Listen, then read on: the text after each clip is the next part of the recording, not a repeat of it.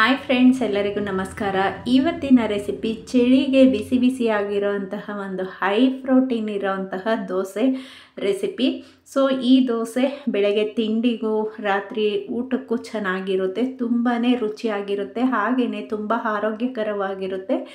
Eno soda ಯಾವುದನ್ನು ಬಳಸದೆ ನಾವು ಹಾಗೆ ಮಾಡ್ಕೊಳ್ಬೋದು, ತುಂಬ ಆರೋಗ್ಯವಾಗಿರುತ್ತೆ. ರೆಸಿಪಿ ಇಷ್ಟ ಆದರೆ ಲೈಕ್ ಮಾಡ್ಕೊಳ್ಳಿ. ನೋಡಿ, ಇಲ್ಲಿ ಒಂದು ಕಪ್ಪಲ್ಲಿ ಅರ್ಧ ಕಪ್ ಆಗಷ್ಟು ಹೆಸರು ಕಾಳನ್ನು ತೊಗೊಂಡಿದ್ದೀನಿ. ಅದರಲ್ಲೇ ಅರ್ಧ ಕಪ್ ಆಗಷ್ಟು ಕಡಲೆಬೇಳೆ ಇದನ್ನು ತೊಗೊಂಡಿದ್ದೀನಿ. ಕಡಲೆಬೇಳೆ ಆದ ನಂತರ ಕಡಲೆಕಾಳು ಎಲ್ಲ ಒಂದು ಕಪ್ ತಗೊಳ್ರಿ. ಆ ಕಪ್ಪಲ್ಲಿ ಅರ್ಧ ಭಾಗ ಹಾಕ್ಕೊಳ್ಳಿ. ಇಲ್ಲಿ ಅಕ್ಕಿ ಮಾತ್ರ 1 ಕಪ್ ಆಗಷ್ಟು ತೊಗೊಳ್ತಾ ಇದ್ದೀನಿ. ನಾನು ರೇಷನ್ ಅಕ್ಕಿಯನ್ನು ತೊಗೊಂಡಿದ್ದೀನಿ. ನೀವು ರೈಸ್ ಬೇಕಾದರೂ ಹಾಕ್ಕೊಳ್ಬೋದು. ಅಕ್ಕಿ 1 ಭಾಗ ಹಾಕ್ಕೊಳ್ಳಿ. ಉದ್ದಿನಬೇಳೆ ಸೇಮ್ ಕ್ವಾಂಟಿಟಿ ಎಲ್ಲನೂ ಒಂದು ಅರ್ಧ ಕಪ್ ಆಗಷ್ಟು ಹಾಕ್ಕೊಳ್ತಾ ಇದ್ದೀನಿ. ಕಡಲೆ ಬೀಜ ಮಾತ್ರ ಸ್ವಲ್ಪ ಅರ್ಧಕ್ಕಿಂತ ಕಮ್ಮಿ ಹಾಕ್ಕೊಳ್ಳಿ, ಅರ್ಧದಲ್ಲಿ ಅರ್ಧ ಭಾಗ ಹಾಕ್ಕೊಳ್ಳಿ. ಸ್ವಲ್ಪ ದೋಸೆ ಕಿತ್ತೋಗುತ್ತೆ ಕಡಲೆ ಬೀಜ ಜಾಸ್ತಿ ಹಾಕ್ಕೊಂಡ್ರೆ. ಇಲ್ಲಿ ತೊಗರಿಬೇಳೆ ಅಥವಾ ಮೈಸೂರು ಬೇಳೆ ಯಾವುದಾದ್ರೂ ಒಂದು ನೀವು ಹಾಕ್ಕೊಳ್ಬೋದು. ನಾನಿಲ್ಲಿ ಮೈಸೂರು ಬೇಳೆ ಹಾಕಿದ್ದೀನಿ. ಒಂದು ಟೀ ಸ್ಪೂನಲ್ಲಿ ಅರ್ಧ ಟೀ ಸ್ಪೂನ್ ಮೆಂತ್ಯ ಹಾಕೋದ್ರಿಂದ ದೋಸೆ ಚೆನ್ನಾಗಿ ಕಲ್ಲರ್ ಬರುತ್ತೆ. ಹಾಗೆಯೇ ಸಬ್ಬಕ್ಕಿ ಟೀ ಸ್ಪೂನಲ್ಲಿ 1 ಸ್ಪೂನ್ ಹಾಕ್ಕೊಳ್ಳಿ. ಇದಿಷ್ಟನ್ನು ತಗೊಂಡಿದ್ದೀನಿ, ನೋಡ್ತಾ ಇರ್ಬೋದು. ಈ ಎಲ್ಲ ಐಟಮ್ಸನ್ನು ಸಹ ತುಂಬಾ ರಿಚ್ ಆಗಿದೆ. ಇದರಿಂದ ದೋಸೆ ಮಾಡಿ ತಿನ್ನೋದ್ರಿಂದ ನಮಗೆ ತುಂಬಾ ಆರೋಗ್ಯದ ಬೆನಿಫಿಟ್ ಇರುತ್ತೆ ಅಂತಲೇ ಹೇಳ್ಬೋದು. ಈಗ ಮಾಡೋ ವಿಧಾನ ಅಂದರೆ, ಈ ತಗೊಂಡಿರೋ ಪದಾರ್ಥಗಳನ್ನೆಲ್ಲ ಒಂದು ಪಾತ್ರೆಗೆ ಹಾಕ್ಕೊಳ್ಳೋಣ. ಪಾತ್ರೆಗೆ ಹಾಕ್ಕೊಂಡು ನೀರು ಹಾಕಿ ಚೆನ್ನಾಗಿ ಒಂದು 4-5 ಬಾರಿ ತೊಳೆದುಕೊಳ್ಳೋಣ. ದೋಸೆ ಆಗಲಿ ಇಡ್ಲಿ ಆಗಲಿ ಚೆನ್ನಾಗಿ ನಾವು ಒಂದು 4-5 ಬಾರಿ ತೊಳೆದುಕೊಂಡ್ರೇ ಅದು ಕಲ್ಲರ್ ಚೆನ್ನಾಗಿ ಬರೋದು, ಹಾಗೆಯೇ ರುಚಿಯಾಗಿರುತ್ತೆ.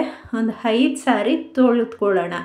ತೊಳೆದು ನಮಗೆ ಯಾವ ರೀತಿ ಅಂದರೆ ತಿಳಿ ನೀರು ಬರಬೇಕು. ನೋಡಿ, ಇಲ್ಲಿ ನಾನು ಇಲ್ಲಿ ತೊಳಿತಾ ಇದ್ದೀನಿ. ಒಂದು 4-5 ಬಾರಿ ತೊಳೆದ್ರೂ ಆ ಡಸ್ಟ್ ನೀರು ಹೇಗಿದೆ ಅಂತ. ಈಗ ಕೊನೆಯದಾಗಿ ನೋಡಿ, ಈ ರೀತಿ ತಿಳಿ ನೀರು ಬರಬೇಕು. ಅಲ್ಲಿವರೆಗೂ ಚೆನ್ನಾಗಿ ತೊಳೆದುಕೊಳ್ಳೋಣ. ಈಗ ತೊಳೆದಿರೋ ಅಂತಹ ಪದಾರ್ಥಗಳಿಗೆ ನೀರನ್ನು ಹಾಕಿ ಪ್ಲೇಟ್ ಮುಚ್ಚಿ 4 ಅಥವಾ 5 ಬಾರಿ 5 ಗಂಟೆ ನಾವು ಇಡ್ಲಿ ದೋಸೆಗೆ ನೆನೆಸ್ಕೊತಿರಲ್ವ, ಆ ಪ್ರೋಸೆಸ್ಸಲ್ಲಿ ನೆನೆಸಿಟ್ಕೊಳ್ಳೋಣ. ನೋಡಿ, ಇಲ್ಲಿ 5 ಅವರ್ ಆದಮೇಲೆ ನೆಂದಿದೆ, ನೋಡ್ತಾ ಇರ್ಬೋದು ನೀವು. ಚೆನ್ನಾಗಿ ಆ ಕಾಳುಗಳೆಲ್ಲ ನೀರನ್ನು ಅಬ್ಸರ್ವ್ ಮಾಡಿಕೊಂಡ್ರೇ ದೋಸೆ ಚೆನ್ನಾಗಿ ಸಾಫ್ಟಾಗಿ ಬರೋದು. ಈಗ ಒಂದು ಮಿಕ್ಸಿ ಜಾರ್ಗೆ ಹಾಕ್ಕೊಂಡು ನುಣ್ಣಗೆ ರುಬ್ಕೊಳ್ಳೋಣ. ಸ್ವಲ್ಪ ನೀರನ್ನು ಕಮ್ಮಿನೇ ಹಾಕ್ಕೊಳ್ಳೋಣ, ಆಮೇಲೆ ಇಟ್ಟಿಗೆ ಬೇಕಾದರೆ ನೋಡಿ ನಾವು ಹಾಕ್ಕೊಳ್ಬೋದು. ನುಣ್ಣಗೆ ಎಷ್ಟು ನುಣ್ಣಗಾಗುತ್ತೋ ಅಷ್ಟು ನುಣ್ಣಗೆ ರುಬ್ಕೊಳ್ಳೋಣ. ನೋಡಿ, ಈ ರೀತಿ ನುಣ್ಣಗೆ ರುಬ್ಬಿರೋ ಹಿಟ್ಟನ್ನು ಒಂದು ಪಾತ್ರೆಗೆ ಸೇರಿಸ್ಕೊಳ್ಳೋಣ. ಈಗ ಉಪ್ಪು ನೈಟಲ್ಲೇ ಹಾಕ್ತಾಯಿದ್ದೀನಿ ನಾನು. ಸೊ ಈಗ ಸ್ವಲ್ಪ ಚಳಿ ಇರೋದ್ರಿಂದ ದೋಸೆ ಹಿಟ್ಟು ಉಬ್ಬಿ ಬರಲ್ಲ ಅಂತ ಹೇಳಿಬಿಟ್ಟು ನೈಟಲ್ಲೇ ಉಪ್ಪನ್ನು ಬೆರೆಸಿಡ್ತಾ ಇದ್ದೀನಿ. ಈ ರೀತಿ ಕಲಿಸ್ಬಿಟ್ಟು ನೀವು ಡೈರೆಕ್ಟಾಗಿ ಹಾಗೆ ಬೇಕಾದರೂ ದೋಸೆ ಹಾಕ್ಕೊಳ್ಬೋದು, ಫರ್ಮೆಂಟೇಷನ್ ಮಾಡೋ ಅಗತ್ಯ ಇಲ್ಲ. ಬಟ್ ನಾನು ಒಂದು ನೈಟ್ ಪೂರ್ತಿ ಹಿಟ್ಟನ್ನು ಫರ್ಮೆಂಟೇಷನ್ ಆಗಲಿಕ್ಕೆ ಬಿಡ್ತೀನಿ. ಈಗ ಸ್ವಲ್ಪ ಚಳಿ ಆಗಿರೋದ್ರಿಂದ ಒಂದು ಪ್ಲೇಟ್ ಮುಚ್ಚಿಬಿಟ್ಟು ಏನಾದರೂ ಭಾರ ಇರೋ ಅಂಥದ್ದು ಪ್ಲೇಟ್ ಮೇಲೆ ಹಿಟ್ಟು ಬಿಟ್ಟರೆ ನೋಡಿ ಎಷ್ಟು ಚೆನ್ನಾಗಿ ಉಬ್ಬಿದೆ ಬೆಳಗ್ಗೆ ಹಿಟ್ಟು. ಸೊ ಈ ಪ್ರೋಸೆಸ್ಸಲ್ಲಿ ನೀವು ಹಿಟ್ಟನ್ನು ಊದಿಸ್ಕೊಳ್ಬೋದು. ಇಲ್ಲ ನಾವು ಹಾಗೆ ಡೈರೆಕ್ಟಾಗಿ ಮಾಡ್ತೀನಿ ಅಂದರೂ ಮಾಡ್ಕೊಳ್ಬೋದು, ಪರವಾಗಿಲ್ಲ. ದೋಸೆ ಇನ್ನೂ ಗರಿಗರಿಯಾಗಿ ಚೆನ್ನಾಗಿ ಬರುತ್ತೆ. ನೋಡಿ, ದೋಸೆ ಹಿಟ್ಟಿನ ಕ್ವಾಂಟಿಟಿ ಇಷ್ಟಿದೆ. ನಿಮಗೆ ಬೇಕಾದರೆ ಒಂದೊಂದು ಕಪ್ಪು ಲೆಕ್ಕದಲ್ಲೂ ನೀವು ಮಾಡ್ಕೊಳ್ಬೋದು. ಜಾಸ್ತಿ ಹಿಟ್ಟು ಕ್ವಾಂಟಿಟಿ ಬೇಕಾದರೆ ಇದಕ್ಕೆ ಇನ್ನೊಂದು ಸ್ವಲ್ಪ ನೀರನ್ನು ಹಾಕಿ ದೋಸೆ ಹಿಟ್ಟಿನ ಅದಕ್ಕೆ ರೆಡಿ ಮಾಡಿಕೊಂಡು ದೋಸೆ ಹಾಕ್ಕೊಳ್ಳೋಣ. ಮಾಮೂಲಿ ಕಬ್ಬಿಣದ ಹೆಂಚಾಗಲಿ ಮತ್ತು ನಾನ್ ಸ್ಟಿಕ್ ತವ ಯಾವ್ದು ಬೇಕಾದ್ರಲ್ಲೂ ನೀವು ಸೇಮ್ ದೋಸೆ ಯಾವ ರೀತಿ ಹಾಕ್ಕೊಳ್ತೀರೋ ಅದೇ ರೀತಿ ಹಾಕ್ಕೊಳ್ಳಿ. ಹಾಕೋ ಪ್ರೋಸೆಸ್ ಅಂದರೆ ಸ್ವಲ್ಪ ಒಂದು 2 ಬಾರಿ ನೀರನ್ನು ಸ್ಪ್ರೆಡ್ ಮಾಡಿ, ಒಂದು ಸಾರಿ ಎಣ್ಣೆ ಸ್ಪ್ರೆಡ್ ಮಾಡಿ, ಮತ್ತು ನೀರು ಸ್ಪ್ರೆಡ್ ಮಾಡಿ ಹಾಕೋದ್ರಿಂದ ದೋಸೆ ಕೀಳೋದಿಲ್ಲ, ಚೆನ್ನಾಗಿ ಬರುತ್ತೆ. ಮತ್ತು ಕಲ್ಲರು ಅಷ್ಟೇ ಚೆನ್ನಾಗಿ ಬರುತ್ತೆ. ನೀವು ಈ ಟಿಪ್ಸನ್ನು ಫಾಲೋ ಮಾಡ್ಕೊಳ್ಳಿ, ಚೆನ್ನಾಗಿ ದೋಸೆ ಬರುತ್ತೆ. ಒಂದು ಸಾರಿ ಈ ರೀತಿ ಮಾಡಿದ್ರೆ ಕೊನೆವರೆಗೂ ನೀವು ದೋಸೆ ಹಾಕಿದ್ರೂ ಸಹ ಕಿತ್ತೋಗಲ್ಲ. ನೋಡಿ, ಈ ರೀತಿ ಮಾಡಿದಾದಮೇಲೆ ದೋಸೆ ನಾವು ಯಾವ ರೀತಿ ಹಾಕ್ಕೊಳ್ತೀವಿ ಅದೇ ರೀತಿ ಹಾಕ್ಕೊಳ್ಬೋದು. ದೊಡ್ಡದಾಗಿ ಹಾಕ್ಕೊಳ್ಬೋದು, ಇಲ್ಲ ನಿಮಗೆ ಸೆಟ್ ದೋಸೆ ರೀತಿ ಬೇಕಾದರೂ ಹಾಕ್ಕೊಳ್ಬೋದು. ನಾನು ಸ್ವಲ್ಪ ದೊಡ್ಡದಾಗಿ ಮಸಾಲೆ ದೋಸೆ ಬರುತ್ತಲ್ವ, ಆ ರೀತಿ ಮಾಡ್ಕೊಳ್ತಾ ಇದ್ದೀನಿ. ನೋಡಿ, ಈ ರೀತಿ ತೆಳ್ಳಗೆ ದೋಸೆ ಹಿಟ್ಟನ್ನು ಹರಡ್ಕೊಂಡು ಹೆಂಚ ಮೇಲೆ ದೋಸೆ ಬೇಯಿಸ್ಬೇಕಾದ್ರೆ ಸ್ವಲ್ಪ ಒಂದು ಮುಕ್ಕಾಲು ಉರಿಯಲ್ಲಿ ದೋಸೆಯನ್ನು ಬೇಯಿಸ್ಕೊಳ್ಳಿ. ತುಂಬ ಅಂದರೆ ತುಂಬ ಚೆನ್ನಾಗಿ ಬರುತ್ತೆ. ಸ್ವಲ್ಪ ಎಣ್ಣೆ ಹಾಕಿ ಫಸ್ಟು, ಆಮೇಲೆ ನಿಮಗೆ ಎಣ್ಣೆ, ಬೆಣ್ಣೆ, ತುಪ್ಪ ಯಾವ್ದು ಬೇಕಾದರೂ ಹಾಕ್ಕೊಳ್ಬೋದು.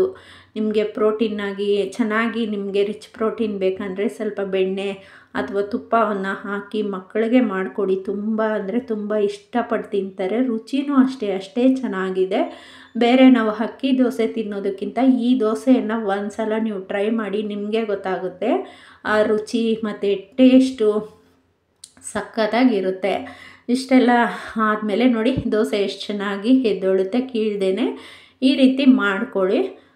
ಒಂದು ಸ್ವಲ್ಪ ನಿಮ್ಗೆ ಇನ್ನೂ ಗರಿಗರಿಯಾಗಿ ಬೇಕಂದರೆ ಇನ್ನೂ ಸ್ವಲ್ಪ ಬೇಯಿಸ್ಕೊಳ್ಬೋದು. ಗರಿನೂ ಅಲ್ಲ, ಸಾಫ್ಟು ಅಲ್ಲ, ಮಧ್ಯದಲ್ಲಿ ಬೇಕಂದರೆ ಇಷ್ಟು ಮಾತ್ರ ಈ ಪ್ರೊಸೆಸ್ಸಲ್ಲಿ ಬೇಯಿಸ್ಕೊಳ್ಳಿ.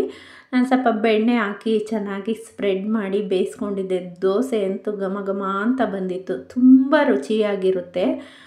ನೋಡಿ ಎಷ್ಟು ಚೆನ್ನಾಗಿ ದೋಸೆ ಕಲರ್ ಬಂದಿದೆ. ನೀವು ಒಂದು ಸಲ ಟ್ರೈ ಮಾಡಿದ್ರೆ ನಿಮಗೆ ಗೊತ್ತಾಗುತ್ತೆ. ತುಂಬ ರುಚಿಯಾಗಿರುತ್ತೆ. ಇದ್ರ ಜೊತೆ ಆಲೂಗಡ್ಡೆ ಪಲ್ಯ ಮಾಡ್ಕೊಳ್ಬೋದು, ಮಾಮೂಲಿಯಾಗಿ ಕಡಲೆಪಪ್ಪು, ಕಾಯಿ ಚಟ್ನಿ ಮಾಡ್ಕೊಳ್ಬೋದು. ಎಲ್ಲ ಕಾಂಬಿನೇಷನ್ನು ಚೆನ್ನಾಗಿರುತ್ತೆ. ನಾನು ಇದ್ರ ಜೊತೆ ಬಂದು ಟೊಮೊಟೊ ಚಟ್ನಿ ಮಾಡಿದ್ದೆ. ಈ ಚಳಿಗಂತೂ ತಿಂತಾಯಿದ್ರೆ, ಒಂದು ದೋಸೆ ತಿಂತಾಯಿದ್ರೆ ಇನ್ನೂ ಒಂದು ದೋಸೆ ತಿನ್ನಬೇಕು ಅನ್ನಿಸ್ತು. ಅಷ್ಟು ರುಚಿಯಾಗಿ ಬಂದಿತ್ತು ಫ್ರೆಂಡ್ಸ್. ಈ ರೆಸಿಪಿ ನಿಮ್ಗೆ ಇಷ್ಟ ಆದರೆ ಲೈಕ್ ಮಾಡ್ಕೊಳ್ಳಿ, ಶೇರ್ ಮಾಡ್ಕೊಳ್ಳಿ, ಹಾಗೆ ಸಬ್ಸ್ಕ್ರೈಬ್ ಮಾಡ್ಕೊಳ್ಳೋದಂತೂ ಮರಿಲೇಬೇಡಿ. ದಯವಿಟ್ಟು ಸಬ್ಸ್ಕ್ರೈಬ್ ಮಾಡ್ಕೊಳ್ಳಿ.